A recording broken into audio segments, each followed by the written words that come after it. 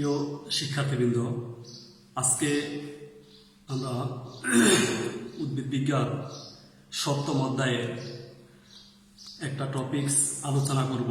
তো শুরুতে আমি বলে নিচ্ছি, আমাদের দেশে চলছে করোনা মহামারী এবং এই করোনা মহামারী ক্লান্তি লগ্নে আশা করি তোমরা সবাই ঘরে থেকে আমাদের এই ভিডিও টিউটোরিয়ালগুলো নিয়মিত দেখবে। সেই সাথে তোমরা সচেতন হবে, সবাইকে সচেতন করার চেষ্টা করবে এবং করোনা মহামারী থেকে আমরা যেন পরিত্রাণ পাই খুব তাড়াতাড়ি, সেই জন্য আল্লাহ পাক কাছে তোমরা সবাই দোয়া করবে। তো চলো আমরা আজকে একটা ভিডিও ক্লাস টিউটোরিয়াল আমরা করবো। সেটা হচ্ছে উদ্ভিদ বিজ্ঞান সপ্তম অধ্যায়ে সেটার ভিতর থেকে আমরা দুইটা টপিকস আজকে আলোচনা করবো। একটা টপিকস হচ্ছে পুষ্প সংকেত আর একটা টপিকস হচ্ছে পুষ্প প্রতীক। খুবই গুরুত্বপূর্ণ টপিকস, পরীক্ষার ভিতরে সৃজনশীল এবং প্র্যাকটিক্যাল দুইটাতেই তোমাদের এই টপিক্সটা থেকে প্রশ্ন আসে। আশা করি তোমরা এই দুইটা টপিক্সই খুব ভালোভাবে বুঝবে। তো আমরা শুরু করি পুষ্প সংকেত এবং পুষ্প প্রতীক। তো আমরা শুরুতে আসবো পুষ্প সংকেত এবং পুষ্প প্রতীক কি, সেগুলোর মধ্যে আমরা ফার্স্ট আসবো পুষ্প সংকেত কাকে বলে, পুষ্প সংকেত কিভাবে লিখতে হয়। পুষ্প সংকেত এতটাই সোজা, তোমাদের একবার দেখিয়ে দিলে তোমরা আশা করি যে পারবে। তাহলে আমরা শুরু করব পুষ্প সংকেত। আসলে আমরা প্রথমে আসি পুষ্প সংকেত কাকে বলে। পুষ্প সংকেত কাকে বলে সেটা হচ্ছে কোন একটা ফুলের লিঙ্গিক অবস্থা। লিঙ্গিক অবস্থা বলতে বোঝানো হয় সেটা পুরুষ ফুল নাকি স্ত্রী ফুল, এটাকে বলা হয় লিঙ্গিক অবস্থা। কোন একটা ফুলের বিভিন্ন স্তবক বলতে বোঝানো হয় বৃতি, দল, পুংস্তবক, স্ত্রীস্তবক, এগুলোকে বলা হয় বিভিন্ন স্তবক। তাহলে কোন একটা ফুলের লিঙ্গিক অবস্থা, বিভিন্ন স্তবক, স্তবকের সদস্য সংখ্যা। স্তবকের সদস্য সংখ্যা বলতে বোঝানো হয় যে বৃতি কয়টা আছে, দল কয়টা আছে, পুংস্তবক কয়টা আছে, এগুলো হচ্ছে তার সদস্য সংখ্যা এবং সেটার অবস্থান, সেটা কিভাবে অবস্থান করে সেটার অবস্থান। তাহলে আমরা বলতেছিলাম যে কোন একটা ফুলের লিঙ্গিক অবস্থা। কোন একটা ফুলের লিঙ্গিক অবস্থা বলতে সেটা পুরুষ ফুল নাকি স্ত্রী ফুল। কোন একটা ফুলের বিভিন্ন স্তবক বলতে পুংস্তবক, স্ত্রীস্তবক, এগুলো। তারপরে স্তবকের সদস্য সংখ্যা, মানে স্তবক কয়টা আছে, তার মানে বৃতি কয়টা, দল কয়টা, এদের সদস্য সংখ্যা এবং অবস্থান।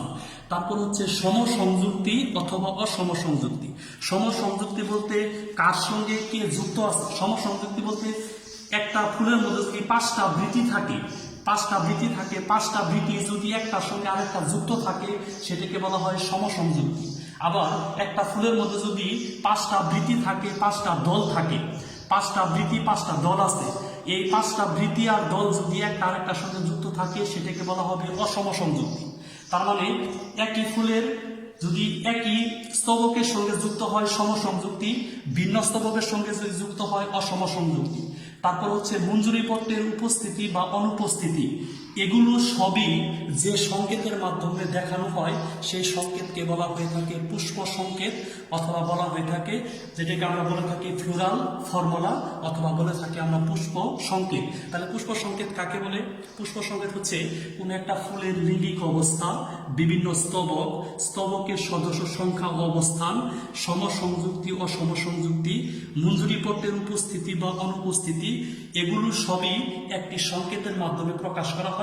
সেই সংকেতকে বলা হয়ে থাকে পুষ্প সংকেত, অথবা বলা হয়ে থাকে ফ্লোরাল ফর্মুলা। এটা সৃজনশীলের ক নাম্বার প্রশ্নের জন্য খুবই গুরুত্বপূর্ণ একটা টপিক। তোমরা সৃজনশীলের কক্ষর জন্য এটা পড়ে নিবে। তাহলে এটা গেল পুষ্প সংকেত কাকে বলে। এখন এই পুষ্প সংকেত লিখতে গেলে আমি আমার মতো সহজে উপস্থাপন করার জন্য, বা আমি আমার মতো সহজে বোঝানোর সুবিধার্থে আমি তিনটা বিষয় তোমাদের বলে থাকি।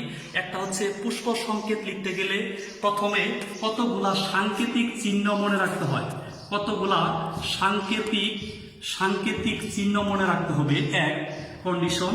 দুই হচ্ছে একটা সিরিয়াল মেনটেন করতে হবে, তোমাদের সিরিয়াল মেনটেন করতে হবে। দুই হচ্ছে একটা সিরিয়াল মেনটেন করে কতগুলো নাম মনে রাখতে হবে। তিন হচ্ছে কতগুলা নিয়ম পড়তে হবে। এই তিনটা জিনিস যদি তোমরা মনে রাখতে পারো তাহলে যে কোনো ফুলের পুষ্প সংকেত তোমরা আশা করি লিখতে পারবে। তাহলে আমি বলছি পুষ্প সংকেত লেখার জন্য তিনটা বিষয় তোমাদের মনে রাখতে হবে। একটা হচ্ছে সাংকেতিক চিহ্ন, তারপর হচ্ছে একটা সিরিয়াল, যেটা একটা সিরিয়াল মনে রাখতে হবে, যেটা তোমরা রসায়নের ক্ষেত্রে যদি মনে করো ইলেকট্রন বিন্যাস করতে যাও, তোমাদের পারমাণবিক সংখ্যা মুখস্থ করতে হয়। রসায়নের মধ্যে তুমি কোনো সংকেত লিখতে গেলে প্রতীক মনে রাখতে হয়। যেমন তুমি রসায়নের ভিতরে সালফারিক অ্যাসিডের সংকেত লিখতে গেলে তোমার হাইড্রোজেনের প্রতীক জানতে হয়, সালফারের প্রতীক জানতে হয়, অক্সিজেনের প্রতীক জানতে হয়। ঠিক আমাদের পুষ্প সংকেত লিখতে গেলে কতগুলা সাংকেতিক চিহ্ন জানতে হয়। সেই সাংকেতিক চিহ্নগুলো আমি আসতেছি। তারপরে একটা সিরিয়াল মেনটেন করতে হয়। সেই সিরিয়ালটা হচ্ছে এই সিরিয়ালটা মেনটেন করতে হয়। আমরা এই সিরিয়ালটা মেনটেন করব। আর হচ্ছে সাংকেতিক চিহ্ন মনে রাখবো। এগুলো হচ্ছে তার সাংকেতিক চিহ্ন। এই সাংকেতিক চিহ্নগুলো আমাদের মনে রাখতে হবে। 3 নাম্বার হচ্ছে কতগুলো নিয়ম মনে রাখতে হয়। তাহলে সুপ্রিয় শিক্ষার্থী, তোমাদের আমি বললাম যে কি মনে রাখতে হবে। একটা হচ্ছে কতগুলো সাংকেতিক চিহ্ন মনে রাখতে হবে, একটা সিরিয়াল মেনটেন করে শিখতে হবে, তারপরে কতগুলো নিয়ম পড়তে হবে। এগুলো পড়লে তোমরা যে কোনো ফুলের পুষ্প সংকেত অটোমেটিকলি তুমি দেখে লিখতে পারবে, তোমার মুখস্থ করার কোনো প্রয়োজন নাই। তাহলে চলো আমরা আসি তার সাংকেতিক চিহ্নগুলো কি কি। সাংকেতিক চিহ্ন হচ্ছে, খেয়াল করো, মঞ্জুরি পত্র। এই সাংকেতিক চিহ্নগুলো তুমি ইংলিশেও লিখতে পারো, বাংলায়ও লিখতে পারো। তাহলে মঞ্জুরি পত্র হচ্ছে, মঞ্জুরি পত্রর প্রথম অক্ষর হচ্ছে ম, আর পত্রের প্রথম অক্ষর হচ্ছে প। তাহলে মঞ্জুরি পত্রের সাংকেতিক চিহ্ন হচ্ছে কি? ম, প। তারপরে আসি আমরা উপমঞ্জুরি পত্র। উপর প্রথম অক্ষর হচ্ছে উ, মঞ্জুরির ম, পত্রের হচ্ছে প। তাহলে উপমঞ্জুরি পত্রের সাংকেতিক চিহ্ন হচ্ছে উম, প। তারপরে আসি উপবৃত্তি। উপর সাংকেতিক চিহ্ন হচ্ছে উ, তারপরে বৃত্তি হচ্ছে কি? বৃ। তাহলে উপবৃত্তির সাংকেতিক চিহ্ন হচ্ছে কি? উবৃ। তারপরে আসি আমরা বৃত্তির সাংকেতিক চিহ্ন হচ্ছে কি? বৃ। তারপরে আসি দল বলতে আমরা বুঝি ফুলের পাপড়িকে। তাহলে দলের সাংকেতিক চিহ্ন হচ্ছে কি? দ। তারপর হচ্ছে পুষ্পপুটের সাংকেতিক চিহ্ন হচ্ছে পু। তারপরে পুংস্তবক বলতে পুংস্তবকের সাংকেতিক চিহ্ন হচ্ছে কি? পুং। এই দুইটার মধ্যে পার্থক্য তোমরা খেয়াল করবে, একটা হচ্ছে পু আর হচ্ছে পুং। স্ত্রীস্তবক বলতে আমরা আসলে গর্ভাশয়কে বুঝি, এটার প্রথম অক্ষর আসবে না, অর্থাৎ গর্ভাশয়ের সাংকেতিক চিহ্ন হচ্ছে তোমার কি? গ। তারপর হচ্ছে এই গর্ভাশয়টা 3 ভাবে থাকতে পারে। একটা হচ্ছে এখানে, একটা হচ্ছে অধিগর্ভ হলে সেই গর্ভাশয়ের গয়ের কি হবে? অধিগর্ভ হলে সেই গর্ভাশয়ের গয়ের নিচে দাগ, আর অধগর্ভ হলে সেই গর্ভাশয়ের গয়ের উপরে দাগ, আর অর্ধ-অধগর্ভ হলে সেই গর্ভাশয়ের গয়ের ডান সাইডে দাগ। তাহলে স্ত্রীস্তবক অর্থাৎ একটা ফুলের স্ত্রীস্তবক বা গর্ভাশয় 3 ভাবে থাকতে পারে। যে কোনো ফুলের মধ্যে একটা ভাবে থাকবে। একটা হচ্ছে অধিগর্ভ, অধগর্ভ, অর্ধ-অধগর্ভ।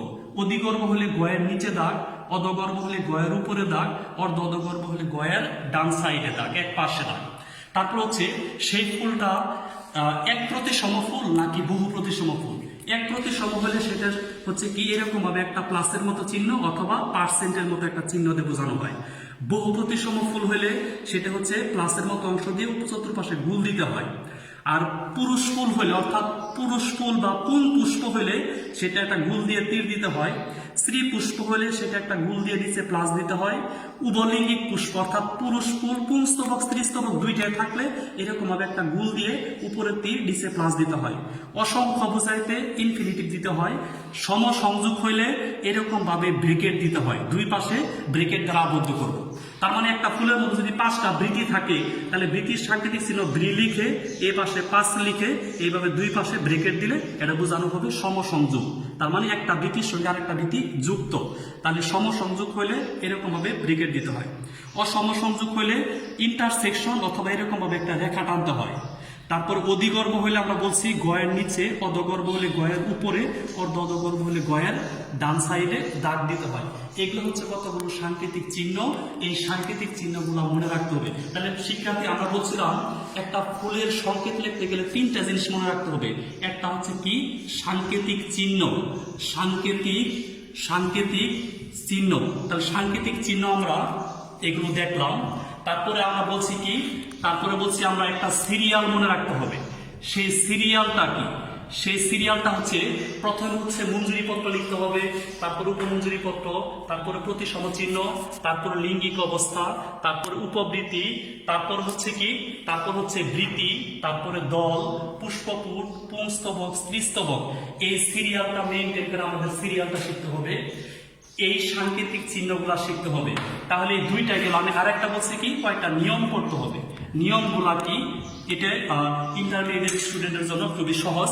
নিয়মটা হচ্ছে, সেই নিয়মগুলো আমি একটু বলছি, তোমরা একটু খেয়াল করবে নিয়মগুলো কি। নিয়মগুলোর মধ্যে আসি। নিয়ম হচ্ছে পুনস্তবকের সাংকেতিক চিহ্ন লিখে তার ডান সাইডের নিচের দিকে ডান পাশে সদস্য সংখ্যা লিখতে হবে। তাহলে পুনস্তবকের সাংকেতিক চিহ্ন লিখে, মনে করো একটা বৃত্তি, একটা স্তবক, এই বৃত্তির সাংকেতিক চিহ্ন হচ্ছে কি, ব্রি। তাহলে আমি বলছি পুনস্তবকের সাংকেতিক চিহ্ন লিখে তার ডান সাইডের নিচের দিকে তার সদস্য সংখ্যা লিখতে হবে। তাহলে বৃত্তি একটা স্তবক, তার সাংকেতিক চিহ্ন ব্রি, তার ডান সাইডের নিচে লিখবো সদস্য সংখ্যা। তাহলে বৃত্তি যদি কোনো ফুলে 5টা থাকে, তাহলে এখানে আমি লিখবো কি 5, লিখলাম আমি 5। তাহলে বৃত্তির সাংকেতিক চিহ্ন বি, ডান সাইডে আমি লিখলাম কত, 5 লিখলাম। তার মানে বৃত্তি আছে কয়টা, 5টা।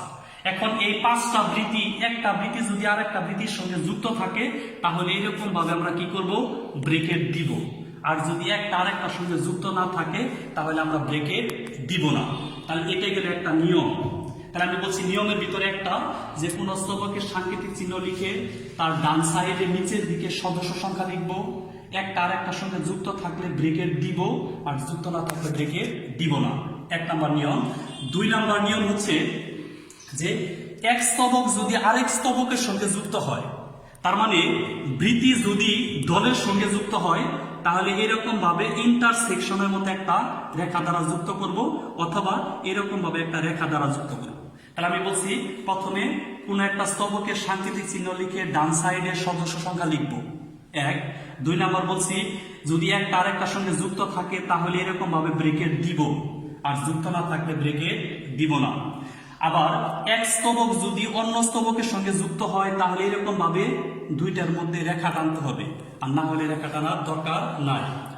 আবার কোন ফুলের ভিতরে 3 নাম্বার, কোন ফুলের ভিতরে যদি বৃত্তি, দল, পুংস্তবক, স্ত্রীস্তবক এগুলো না থাকে, তারপরেও সাংকেতিক চিহ্ন লিখে সেটা নিচে কি করতে হবে, জিরো দিতে হবে। যেমন কোন ফুলের বৃত্তি নাই, কিন্তু তার সাংকেতিক চিহ্ন লিখে তার কি করতে হবে, জিরো দিতে হবে।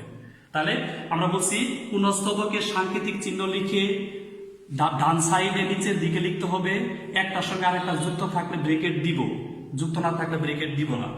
এক স্তবক অন্য স্তবকের সঙ্গে যুক্ত হলে উপরে একটা রেখা টানতে হবে। তারপর হচ্ছে বৃত্তি, দল এগুলো অনুপস্থিত থাকলেও সাংকেতিক চিহ্ন লিখে ডান সাইডে জিরো দিতে হবে।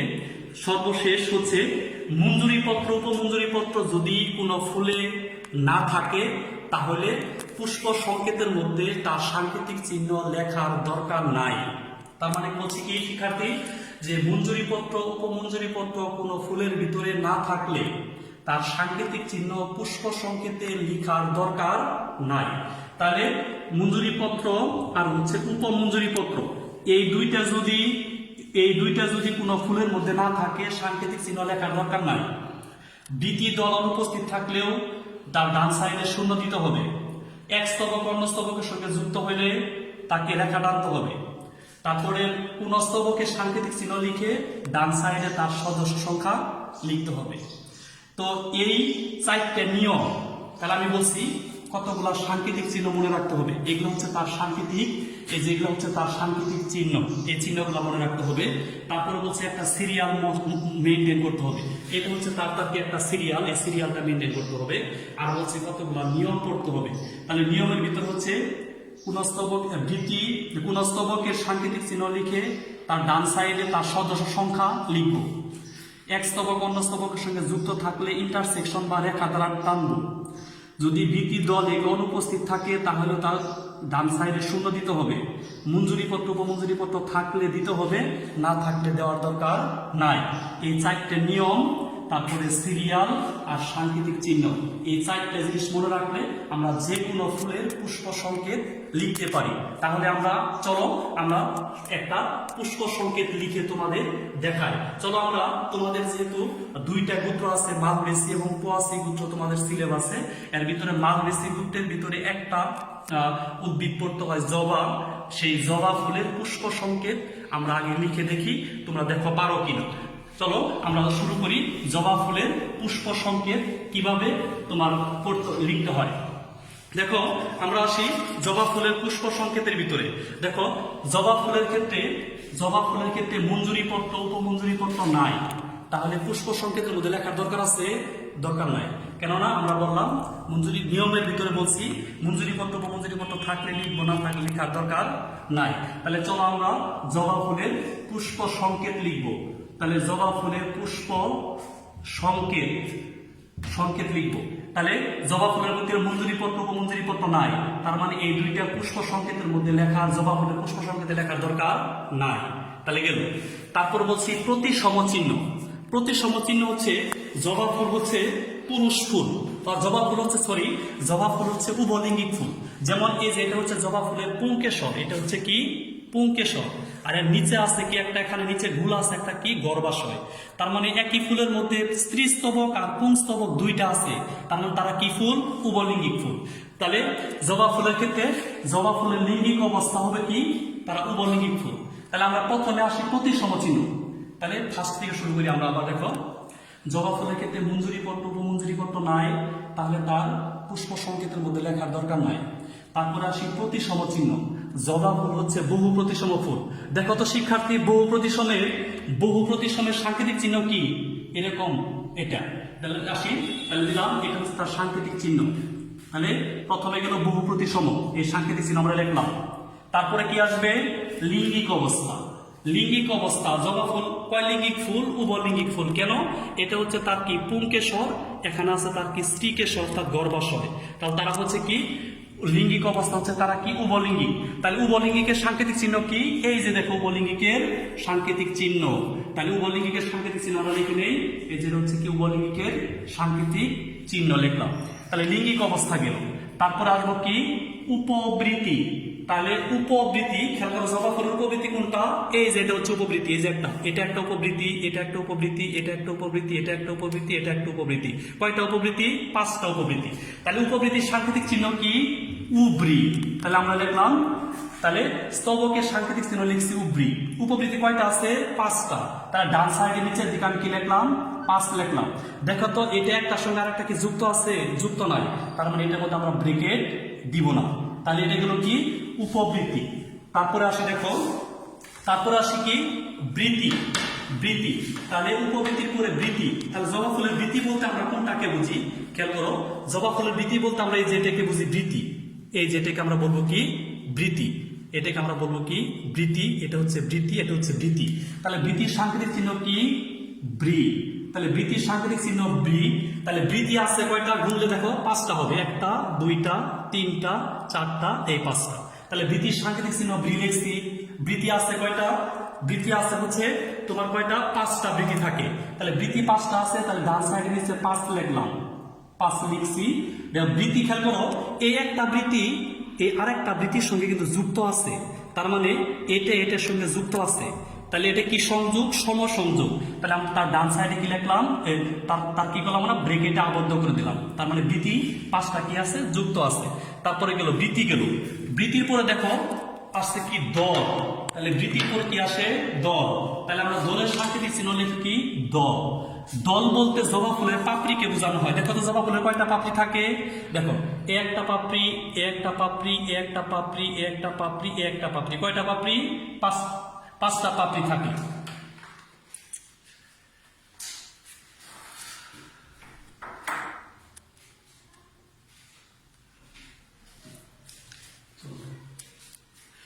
জবা ফুলের ক্ষেত্রে খেয়াল করো 5টা পাপড়ি থাকে, 1টা 2টা 3টা 4টা 5টা।